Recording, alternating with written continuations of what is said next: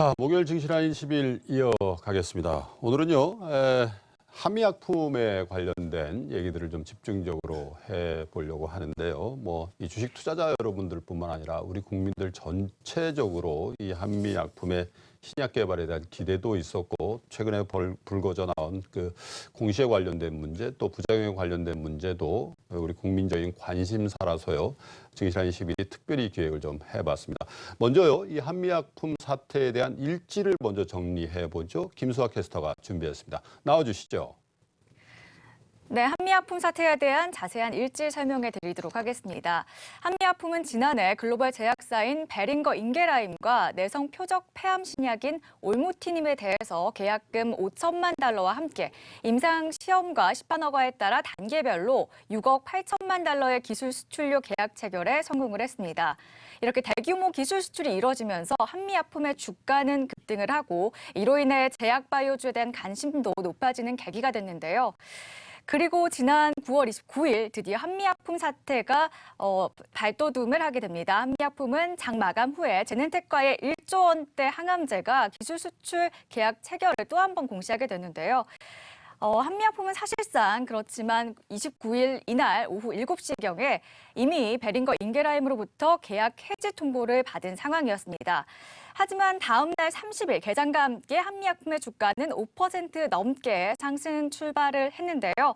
그러나 30분 뒤 한미약품은 또다시 베링거 인게라임과 올무티닙 기술 수출 계약 해지를 공시하게 됩니다. 이렇게 한미약품이 계약 해지 통보를 받은 시점과 공시를 올린 시점이 무려 14시간 넘는 공백이 있는데요. 기술 이전 관련 사항이 상장사의 의무 공시가 아니라고 하고 이 자율 공시 사항이라는 점을 고려해도 주식시장 개장 후에 29분 뒤 공시를 한 것은 납득하기 어려운 부분입니다. 또 개장 후 악재성 공시가 나오기 30분 남짓한 시간 동안 한미약품의 3개월 평균 공매도 물량의 11배에 달하는 공매도가 이뤄졌다는 점도 굉장히 피해자들이 속출하는 상황인데요. 내부자 거래 가능성이 제기되면서 현재 금융위원회 조사 중에 있는 상황입니다. 이날 호재성 공시만 믿고 오전 9시 개장 후 한미약품 주식을 매수한 투자자들은 막대한 손해를 입었는데요. 금융위원회는 이번 사태를 통해 기술 이전에 대해 기존의 자율 공시에서 의무 공시로 바꾸는 방안까지 검토하고 있는 상황입니다. 네, 지금까지 이번 한미약품 사태에 대한 내용들 살펴봤습니다. 자, 두 가지인 것 같습니다. 이 약효 또 부작용 이런 건 사실 우리 투자자 여러분들이나 시청자 여러분들한테 이게 저희가 증권시장에 관련된 분들이 설명해드리기 좀 어려운 얘기죠. 그래서 이 제약업 또 이 약학에 관련된 전문적인 지식을 가진 분을 저희가 오늘 한 분 모셨습니다. 중앙대학교 약학대학의 서동철 교수 모시겠습니다. 어서 오십시오. 자, 그리고 또 한 가지가 이제 공시에 관련된 이제 문제가 터져 나왔는데 이건 또 어떻게 되는 건지 또 앞으로 어떻게 제도 개선을 해서 제2, 제3의 한미약품 사태가 벌어지지 않게 할 수 있는 방법은 뭔지 우리가 연구해 봐야 될 텐데요. 자본시장연구원의 이효섭 연구위원 모셨습니다. 어서 오십시오. 네. 먼저 교수님께서 이 한미약품 사태, 물론 이제 이 공시라든지 이런 부분은 차치하고요. 한미약품의 계약 파기 또 부작용에 관련된 여러 가지 언론 보도들이 나왔는데 이번 사태를 어떻게 보고 계시는지 좀 듣고 싶습니다. 예. 저희들이 일반적으로 이제 신약을 하나 개발하기 위해서는 보통 한 10년 내지 15년 정도 시간을 투자해야 되고 또한 돈도 보통 신약 하나 만드는데 한 2조 내지 3조 정도 지금 들어가고 있습니다. 그래서 이제 한미 사태가 이번에 그다음에 신약을 성공하는 확률이 보통 한 10% 내서 20% 전후 이제 그 약의 종류에 따라 다르게 되어 있습니다. 네. 그래서 지금 한미약품이 이제 국내에서는 지금 첫 케이스고 그다음에 국민들이 많이 기대를 이제 했는 그렇죠. 관계로 인해 가지고 이제 국민들이 그 기대에 갑자기 이제 그 계약 10건 중에 이제 한 건이 취소가 되니까 거기에 대한 이제 시장에서 어떤 샤크가 상당히 큰 것 같습니다. 근데 실제 임상 10건 하면은 한두 건만 성공을 해서 제품화되기 때문에 그런 비율로 보면은 실제 이게 그렇게 큰 이슈, 일반 외국 전반적인 전 세계적인 제약업계에서 보면은 그렇게 큰 이슈는 아닌 것 같은데 이제 국내에서는 한미가 지금 그 받아들이는 기술 이전료가 상당히 이제 첫 케이스로 큰 금액이었기 때문에 그거로 인해서 이제 정시에서 아마 많이 과거에 반영이 되었다가 계약 취소가 되는 것을 빨리 공시를 안 한 문제가 있는데 그게 결국은 임상 문제라기보다는 이제 요사이는 신약을 개발할 때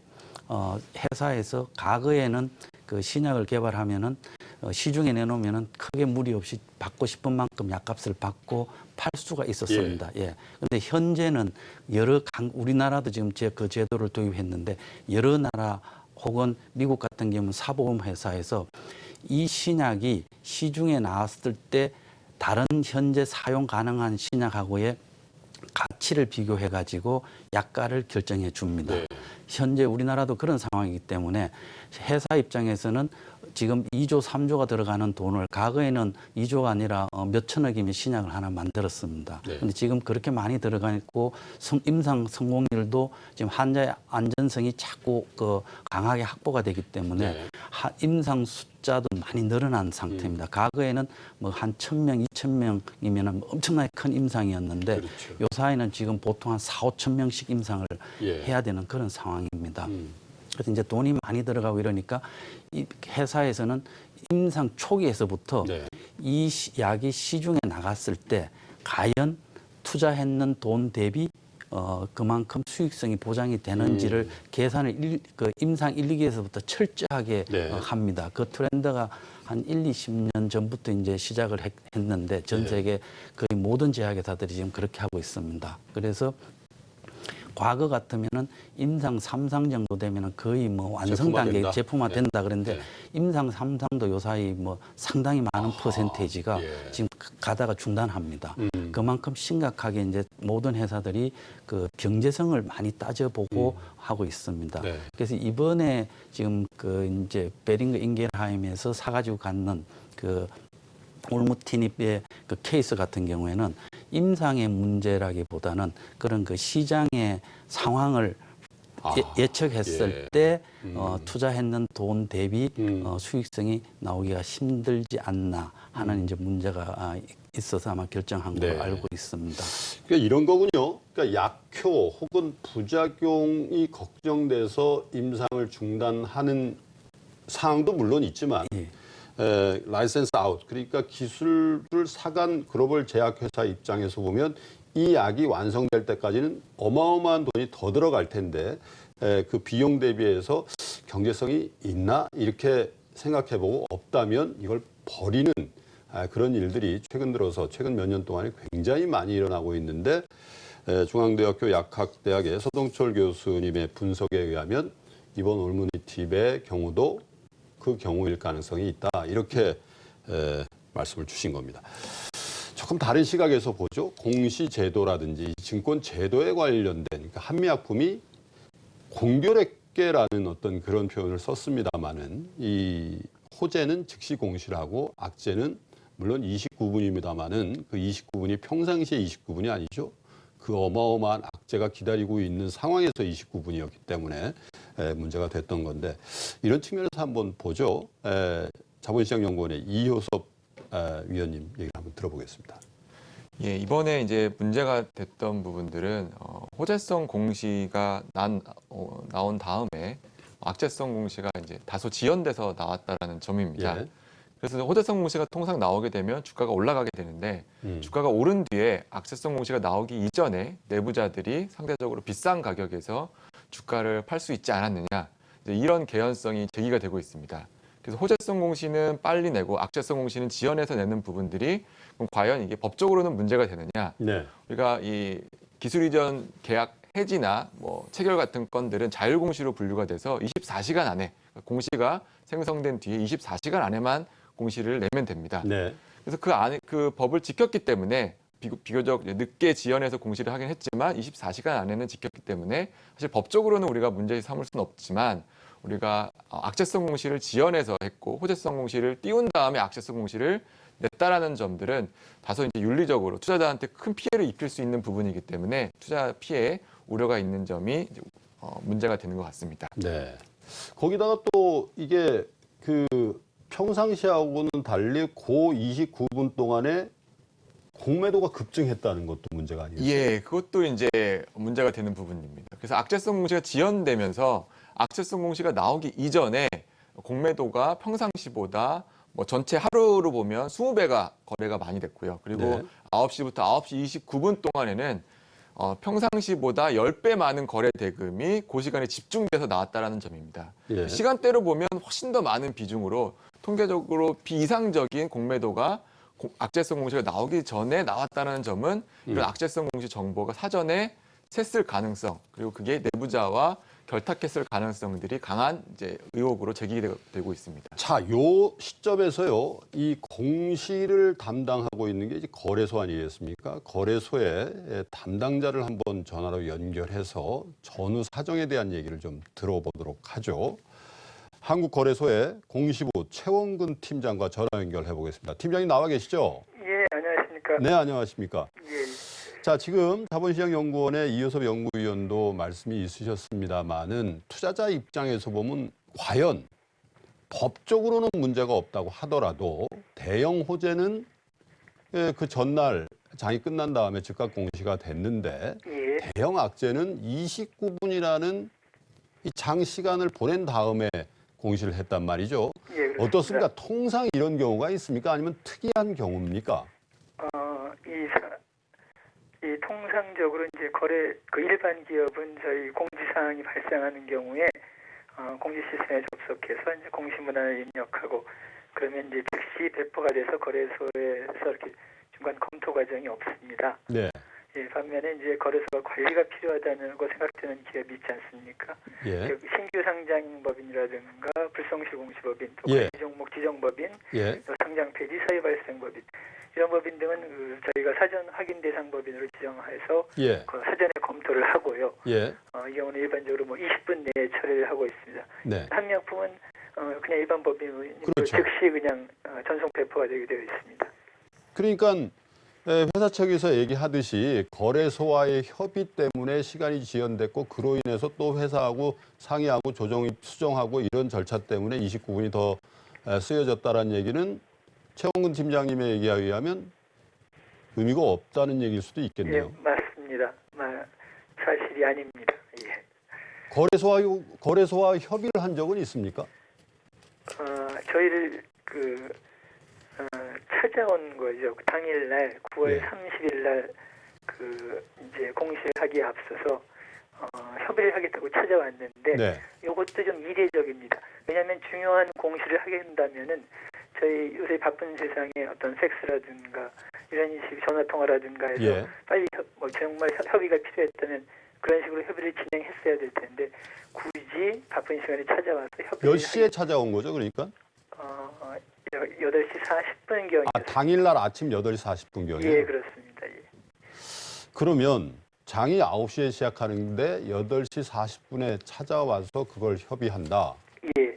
최원근 팀장님 그렇게는 말씀 안 주셨습니다만은 네. 협의라는 걸 뭐 처음 만나서 20분 만에 결론을 내고 이 조치를 하기에는 저희가 볼 때는 다소 부족한 시간이 아니었나 이런 생각도 맞습니다. 드는데요. 이 한미약품에서 이 사실을 인지한 거는 이제 회사 발표에 의하면 그 전날 저녁 7시 6분경이었는데요. 그렇죠.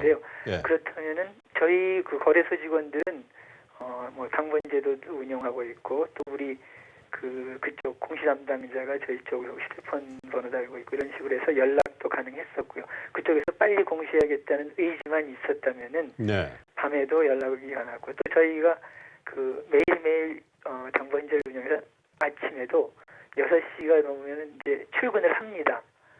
그러니까 아침에도 일찍 연락을 할 수가 있었다는 거죠.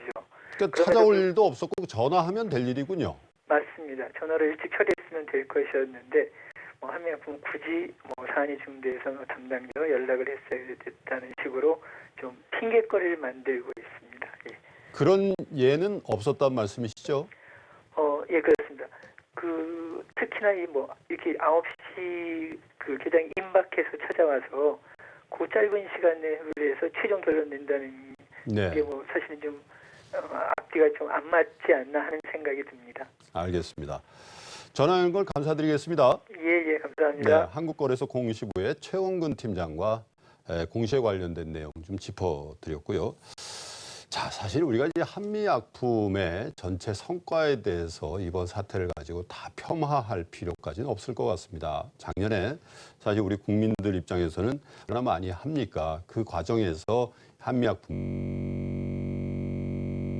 몇 조 원대의 이 기술 수출을 한다. 그것도 세계 유수의 제약회사들한테 그 막대한 기술료를 받게 됐다라는 것 자체가 경제적인 것도 있습니다만은 이게 우리가 새로운 먹거리가 생기고 또 우리 국민들도 이 세계인의 어떤 죽음과 질병의 공포로부터 이 해방되는데 기여할 수가 있구나 이런 자부심을 가졌단 말이죠.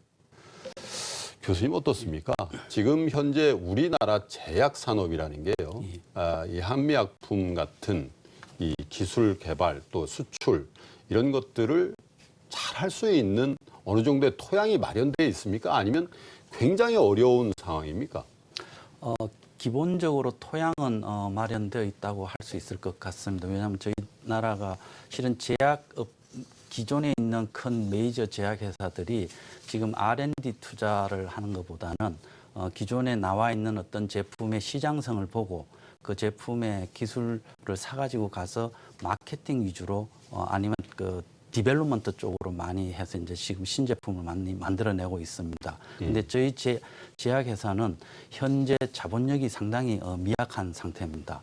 왜냐하면 전 세계 지금 제약기업들이 연간 쏟아붓는 R&D 쪽 비용이 한 100조 정도 되고 전 있습니다. 세계적으로요? 예.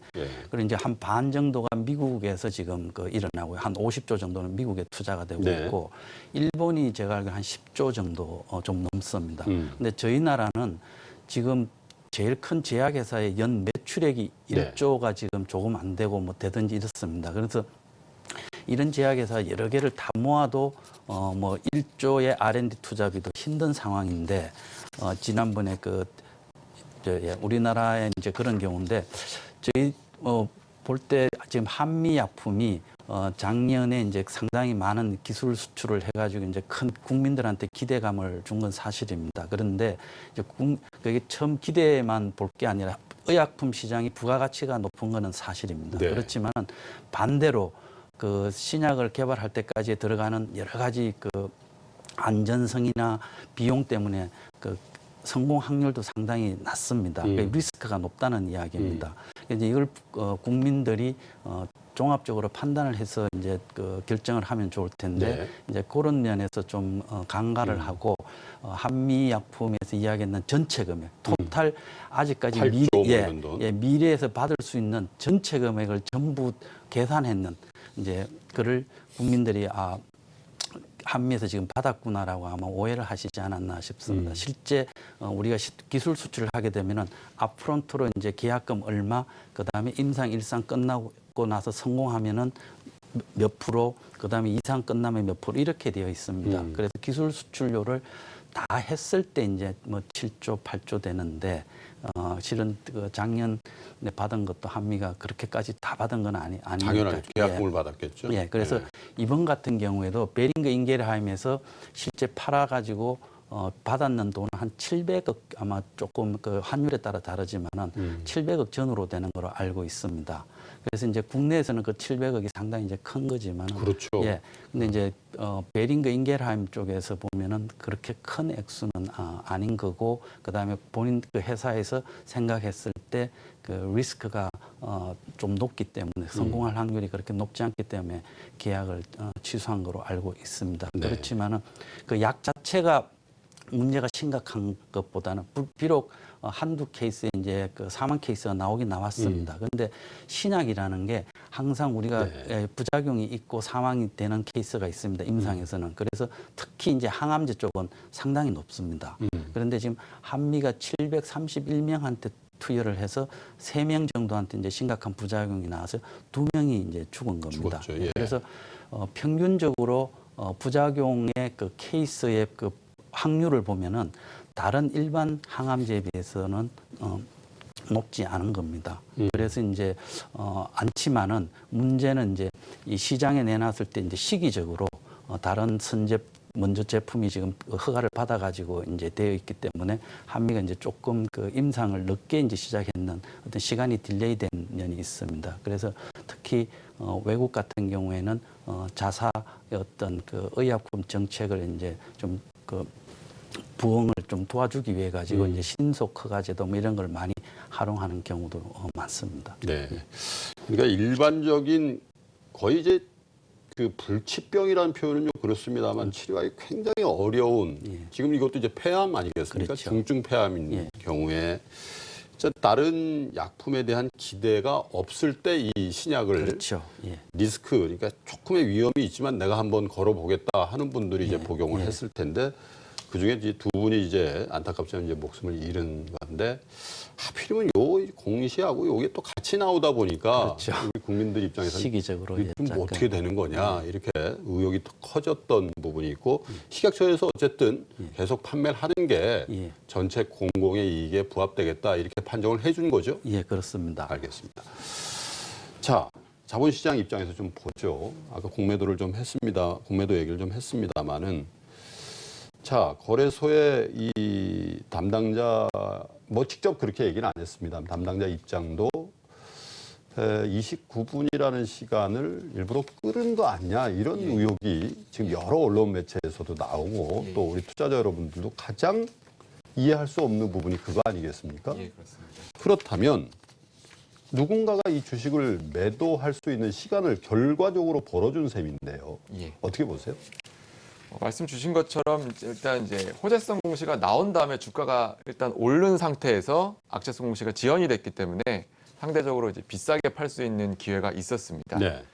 첫째 이제 그 부분이 우려가 되는 부분이고 두 번째는 실제 공매도가 평상시 하루 거래 대금보다도 10배에 넘는 금액이 네. 29분 동안에 쏟아져 나왔다는 것. 예. 그리고 그 29분 동안 실제 주가가 고점 대비 계속 하락을 했었다는 점.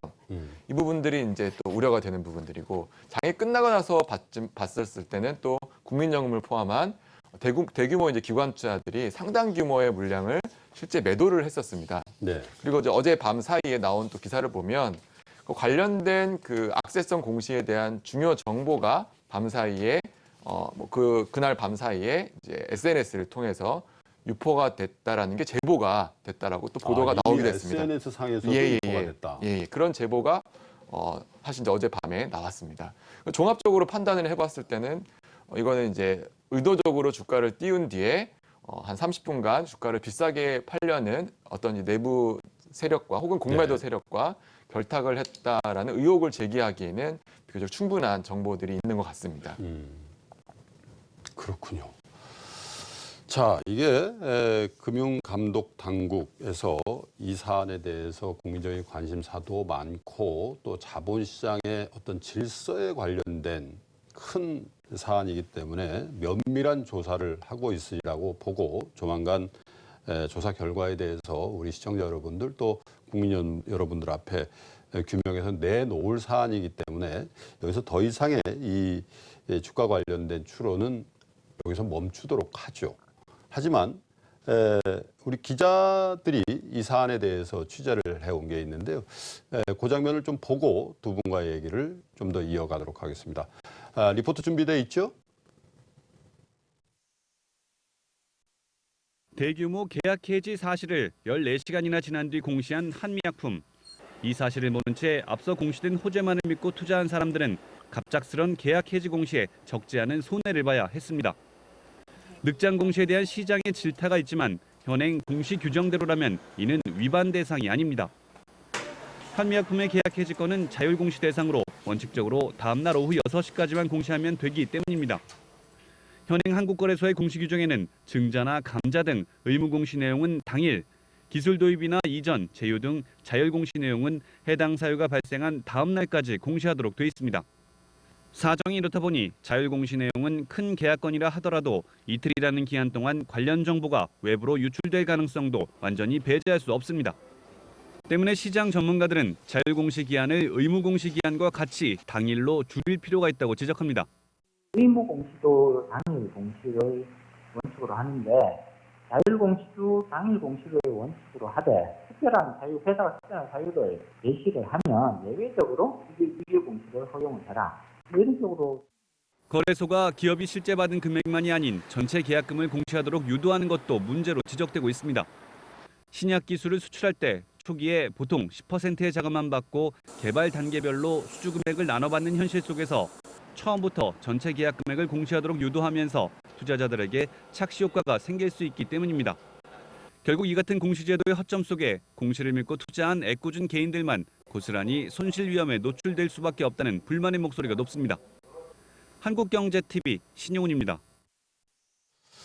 박사님께서는 오랜 기간 동안 미국에 어떻게 보면 미국 그 제약업계의 본산이라고 할 수 있는 뉴저지 주로 이제 러커스 대학에 근무를 하시면서 거기서 또 오랜 동안 이제 사셨지 않습니까? 예.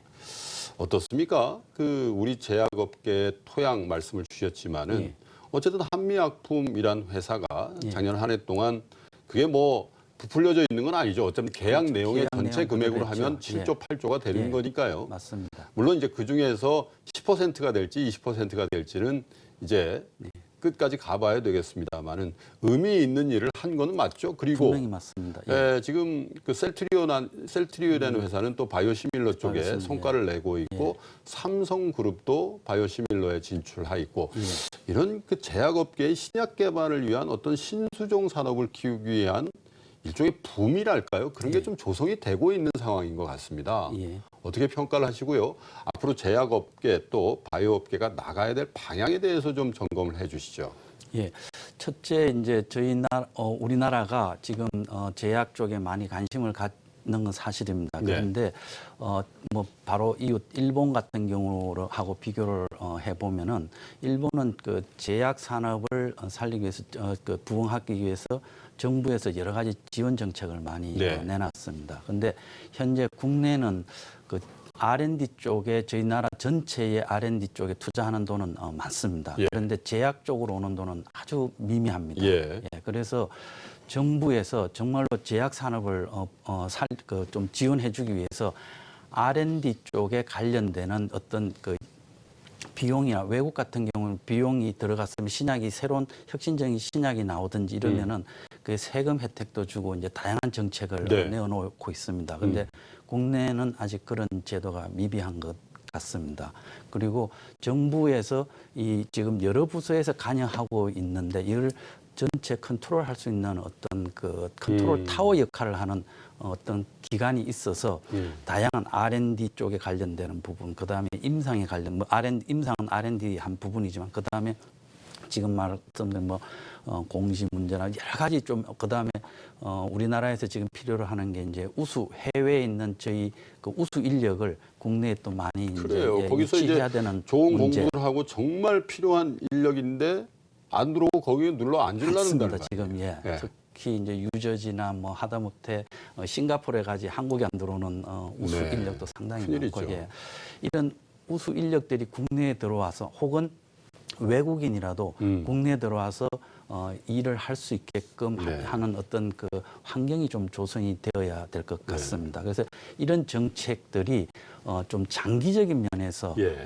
꾸준히 투자를 좀 해주면 좋을 것 같고요. 그다음에 회사 입장에서도 이 R&D 투자한다는 건 어찌 보면 리스크가 높기 때문에 그렇죠. 오너 입장이나 아니면 회사 경영하는 입장에서는 상당히 부담이 될 것 같습니다. 네. 그렇지만은 장기적인 투자를 좀 해야 되지 않을까 싶습니다. 지금 일본 제약 회사들은 그 전 세계에 메이저 제약회사들이 네. 몇 가지 많습니다. 예. 많은데 이렇게 될 수 있게끔 이제 M&A도 하는 걸 정부에서 지원해줬고 또 회사 자체도 보면은 뉴저지나 일리노이스 같은데 이제 그 미국의 본사를 지사를 두고서 계속 미국 시장이 지금 전 세계 시장이 가장 크기 때문에 그렇죠.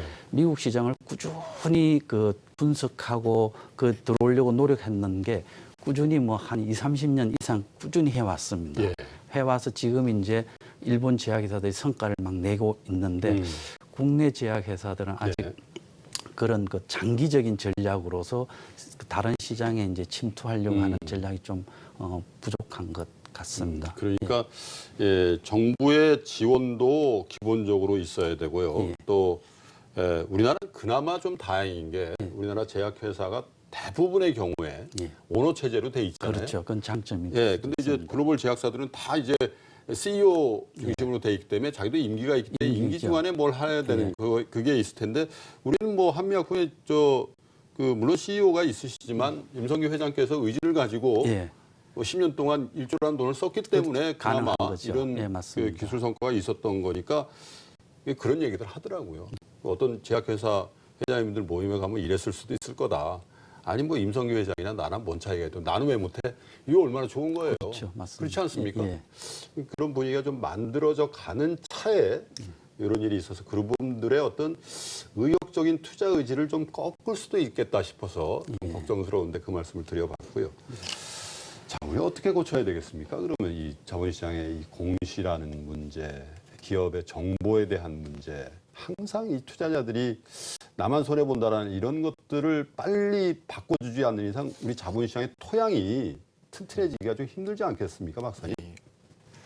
일단 이제 그 해외 사례를 보면요, 미국의 경우에는 2000년대 초에 그 엔론 사태 이후에 당시에 이제 회계와 공시 투명성 제고를 위해서 관련된 규제가 대폭 강화가 됐습니다. 네. 그게 예를 들면 이제 기업의 중요 사항 등의 공시가 생성이 되면 즉시 일반 투자자의 이익을 우선을 해서 일반 투자자에게 즉시 알리도록 규정을 하고 있고요. 네. 또 무엇보다 처벌 규정이 강화가 됐습니다. 예를 들어서 이제 미국에서는 주로 공시를 위반하는 경우에는 SEC의 10b-5 룰이라는 그 사기적 금지 조항을 적용을 해서 형사 제재와 함께 상당 규모의 과징금을 부과를 하고 있습니다. 네. 근데 이제 현행 지금 우리나라를 보면 지금 공시제도와 같은 경우에는 즉시성 부분들이 다소 부족하다. 네. 이를테면 이번 기술 이전 계약 체결 같은 경우에는 의무 공시 사항이 아니라 자율 공시 사항이기 때문에 공시 정보가 생성된 이후에 네. 24시간 안에만 하면 됩니다. 미국은 그걸 중요 정보라고 판단하면 즉시 공시해야 되기 때문에 즉시라는 건 뭐 공시 정보가 생성이 되면 네. 일반 투자자에게 즉각 공시를 해둔다는 거죠. 예. 그래서 이제 우리나라는 의무 공시 제도가 별도로 준비되고 있어서 만약에 그게 이제 의무 공시 제도로 분류가 되게 되면 공시가 발생한 당일날 바로 그 공시를 하도록 이렇게 이제 규정이 바뀌게 됩니다. 그래서 이런 기술 이전 계약 체결이나 해지와 관련된 중요 정보들을 향후에 이제 자율 공시에서 의무 공시로 변경을 하게 되면 지금보다는 훨씬 더 빠르게 공시가 투자자한테 전달이 될 수 있다 이렇게 생각이 듭니다. 또 하나는 이제 말씀드린 것처럼 공시를 위반했었을 때 그리고 공시를 하는 그 기업들이 상장 기업들이 항상 투자자의 이익을 최우선한다라는 그런 신의성실과 관련된 조항을 법조문에 이제 넣는 것이 필요하다고 생각이 듭니다. 그러면 나중에 이제 상장 기업의 이익보다 투자자의 이익을 우선시하지 않았을 때 지금처럼 이런 개연성이 충분히 있다고 판단이 됐었을 때는 그런 법조문에 근거해서 처벌할 수 있기 때문에 그렇습니다. 그리고 그런 공시와 기타 관련된 지금 또 하나의 이제 중요한 문제는 이번 그 중요 정보들이 사전에 샜다. 그래서 내부자 거래 혹은 미공개 정보를 이용한 그런 그 불공정 거래 행위가 있다라고 지금 보고 있는데 그 부분들에 있어서 우리가 처벌 수위가 상당히 낮습니다. 이를테면 주요 불공정 거래인 시세 조종과 내부자 거래에 대해서는 형사 제재는 할 수 있지만 미국처럼 과징금 제도는 할 수가 없습니다. 그리고 또 하나 이제 그 시장 질서 교란 행위라고 해서 제2차, 제3차 정보 수령자에 대해서는 과징금은 부과할 수 있지만 형사 제재는 할 수 없습니다. 이런 식으로 해외보다 네. 이런 내부자 거래에 대해서 그 처벌 수위가 상대적으로 낮은 부분들은 우리가 개선이 필요하다고 생각이 듭니다. 네. 자, 한미약품 사태에 관련된 특집 프로그램을 꾸며드리고 있는데요. 중앙대학 약학대학의 서동철 교수 그리고 자본시장연구원의 이효섭 연구위원과 얘기 나눠보고 있는데요. 잠시 전하는 말씀 드리시고요. 이어가도록 하겠습니다. 잠시 후에 다시 뵙겠습니다. 오늘의 특징주 한번 살펴보시죠. 빵빵빵 골든 크로스 수급 보도 투자는 뭐라고요? 바로 타이밍. 대박. 스마트 투자 공식 한번 배워볼게요. 기회에 자기 자본 대비 400% 조합하고 한 종목 100% 집중 투자 곱하고 어깨 최저금리는 기본. 여기에 한 개 빠진 게 있습니다. 한국경제TV를 곱하면 이것이 바로 와우 스탁노. 증권사 신용미수 매도 없이 대환 가능. 마이너스 통장식 대출. 믿을 수 있는 파트너 와우 스탁론 1599-0050.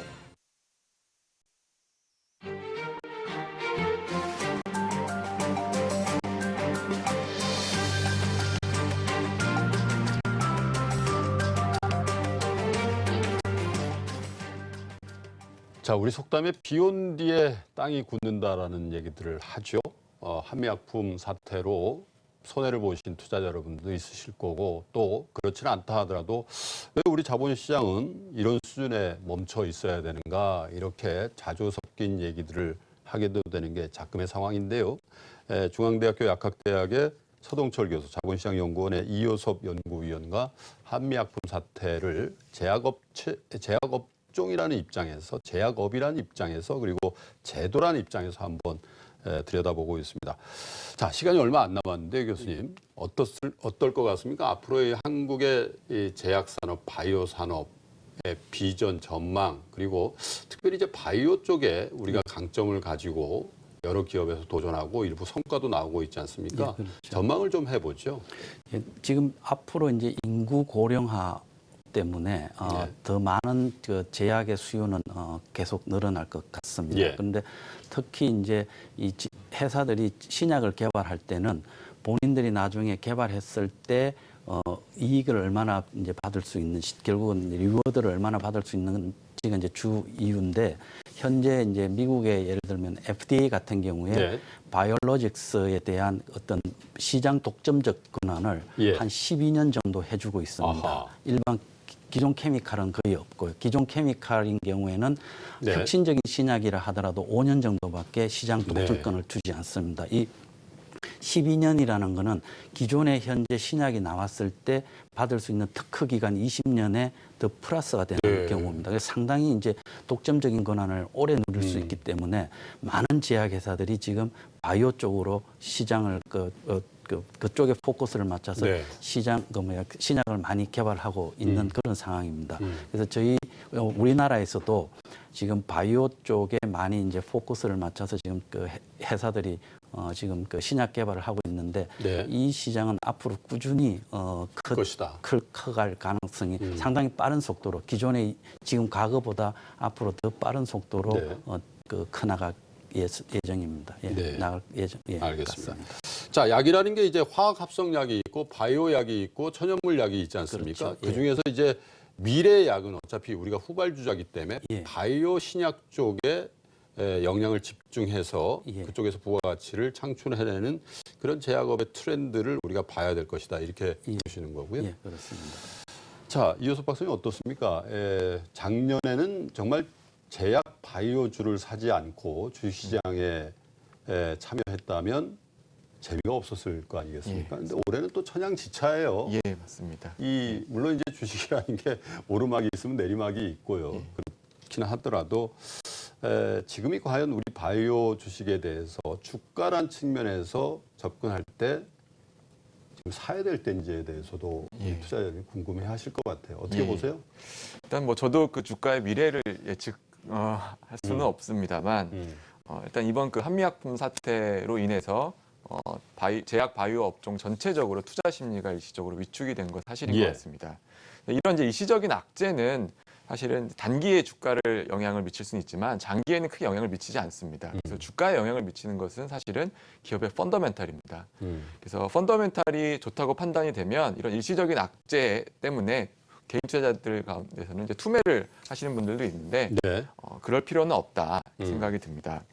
또 하나는 이제 중요한 게 그 지금 순간의 펀더멘탈 그리고 이제 밸류에이션인데 밸류에이션 측면에서 보면 우리나라 제약 바이오 업종들은 미국이나 유럽 이런 선진국보다 다소 낮다고 알려져 있습니다. 예. 그런 측면에서는 여전히 이제 성장성이 높지 않느냐 이렇게들 판단을 하시는 것 같습니다. 그래서 사실 수익성과 성장성을 종합적으로 고려를 해서 개인 투자자들이 투자를 하시는 게 좋은데 다만 여기서 주의하실 게 제약과 바이오 업종은 비교적 변동성이 상당히 큰 업종으로 알려져 있습니다. 네. 그래서 직접 투자를 하시기보다는 가급적이면 변동성이 큰 종목들의 경우에는 간접 투자 그리고 단기 투자보다는 장기 투자를 하시는 게 이러한 사태에서 큰 투자자 손실을 보는 분할해서 포트폴리오를 짜서 그렇게 하시는 게 한 종목에 몰빵하시기보다는 분산 투자 그리고 직접 투자보다는 간접 투자, 단기 투자보다는 장기 투자 쪽으로 접근을 하시는 게 투자자 피해를 줄이는데도 큰 도움이 될 것으로 생각이 듭니다. 사실 이 일반 기술 기업에서 개발하는 신기술 또 신제품에 대해서도 일반 투자자 여러분들이 이게 정말 어느 정도의 효용이 있고 어느 정도의 부가가치가 있는지에 대해서 판별해내는 게 참 어렵습니다. 그런데 이 제약회사에서 내놓는 신약, 그것도 임상 단계에 있는 신약에 대해서 판단하고 여기에 집중적으로 내가 투자해 봐야 되겠다라고 하는 것 자체가 거의 불가능에 가까운 일이기도 합니다. 자본시장연구원의 이효섭 연구위원께서 주신 조언이 와닿는 이유가요. 우리나라 제약산업, 바이오 산업에 대한 미래는 밝을 가능성이 많다라고 생각하신다면 비교적 믿을 수 있는 전문가한테 맡겨서 그것도 포트폴리오를 짜서 장기 투자를 한다면 수익이 날 수 있겠다 이런 조언 주셨는데 꼭 그렇게 좀 하셔야 될 것 같습니다. 그리고 중앙대학교 약학대학의 소동철 교수님 말씀은요. 우리나라의 그 여러 가지 제약 분야 중에서도 지금 우리나라의 몇몇 기업들이 추진하고 있는 바이오 시밀러 이런 쪽에 거는 기대가 적지 않이 크다. 그리고 이쪽에서 가시적인 성과를 낼 기업들도 준비되어 있는 것 같다. 이런 조언을 주셨는데요. 한미약품 사태로 인해서 속도 많이 상하시고 이거 주식 투자 너무 어렵다. 이렇게 원망도 많이들 하신 걸 듣고 있습니다. 당국에서요. 조사 이거 분명하게 해 주셔야 될 것 같고요. 또 한미약품도 그 조사에 성실히 임해 주시고 또 조사 결과가 나오면 적절한 사후 조치들 빠짐없이 해 주시기를 바라면서 오늘 특집 프로그램을 마감하도록 하겠습니다. 중앙대학교 약학대학의 소동철 교수, 자본시장연구원의 이효섭 박사와 함께했습니다. 두 분 고맙습니다. 감사합니다.